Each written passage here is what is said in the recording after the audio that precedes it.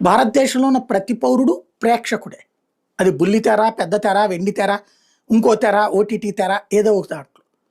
కాబట్టి అందులో ఉన్నటువంటి సెలబ్రిటీ అది హైపరాది అయినా, లేకపోతే సుడిగాలి సుధీర్ అయినా, లేకపోతే గనక రష్మి అయినా, అనసూయ భరద్వాజ్ అయినా ఎవరు కనబడ్డా సరే ఆనందంగా మనం కలుస్తానికి ప్రయత్నిస్తాం, షేక్ హ్యాండ్ ఇవ్వడానికి ప్రయత్నిస్తాం, ఆప్యాయంగా మాట్లాడతాం.